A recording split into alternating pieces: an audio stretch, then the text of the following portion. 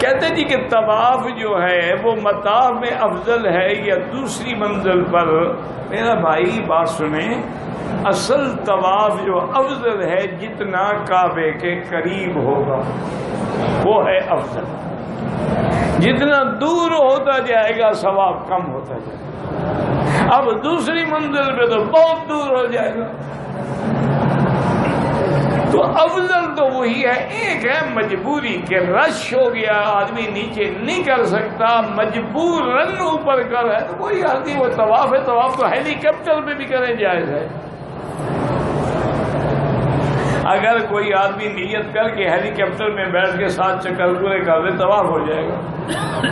کیونکہ کعبے کا حکم جو ہے وہ تو آسمانوں تک ہے، وہ تو 7ویں آسمان پہ بھی کعبہ ہے بیت المعمور،